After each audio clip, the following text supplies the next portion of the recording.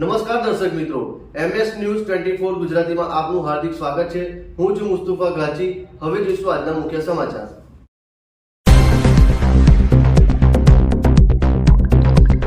Vadodara Mumbai expressway railway dedicate fat corridor અને Delhi expressway માટે આપેલી જમીનના વળતરથી કિસાનો આજ દિન સુધી વંચિત રહ્યા હતા।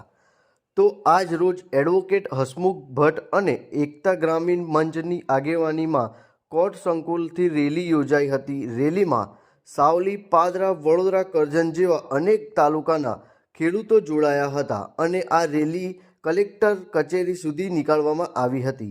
આ રેલીમાં પૂર્વ પોલીસે હસમુખ ભટ્ટ સહિત ખેડૂતોની અટકાયત કરી હતી અને ખેડૂત અગ્રણી એડવોકેટ હસમુખ ભટ્ટ દ્વારા સરકાર પર આક્ષેપ કરવામાં આવ્યા હતા અને કલેક્ટર કચેરીએ ખેડૂતોએ હલ્લાબોલ કર્યો હતો અને બીજી તરફ મહિલાઓએ થાળીઓ વગાડીને સરકારની નીતિનો વિરોધ કર્યો હતો અને ખેડૂતો દ્વારા હમારી માંગે પૂરી કરો ના નારા લગાવ્યા હતા। ખેડૂતોની માંગ છે કે સુરત, નવસારી, વલસાડના ખેડૂતોને ચૂકવેલા વળતરની નીતિ પ્રમાણે અમને પણ વળતર મળી રહે તેવી માંગ છે।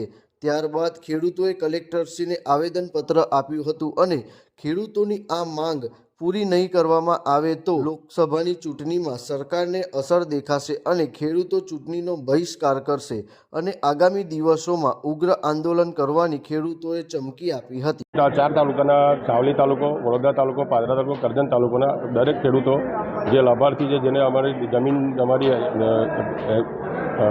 જે કંઈ આપણો સરકારનો પ્રોજેક્ટ છે એ પ્રોજેક્ટમાં જમીન ગઈ છે એ બાબતે વળતર બાબતે અમે રજૂઆત કરવા માટે કલેક્ટર સાહેબશ્રીને મળવા આવ્યા હતા। કઈ જગ્યાની જમીનો છે?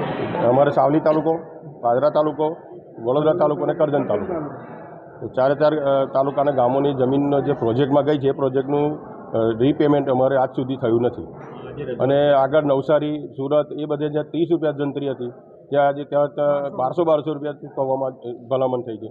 તો અહીંયા અમારી જે કંઈ જંત્રી છે એના ડબલ થયા છતાં પણ આજની તારીખ સુધી અમારું કોઈપણ જાતનું નિરાકરણ અમારા પ્રશ્નનું આવ્યું નથી। કલેક્ટરશ્રીને અમે આર્બિટ્રેટર તરીકે કલેક્ટરશ્રીને જ નિમેલા છે, તો આર્બિટ્રેટર જે નક્કી કરે એ જ અમને પૈસા મળે ને એ જ વળતર અમને દરેક ખેડૂતોને મળે। પગલામાં ખાલી ચૂંટણી બહિષ્કાર કરવામાં આવશે। પ્રદ્યુમનસિંહ બળવંતસિંહ રાઠોડ।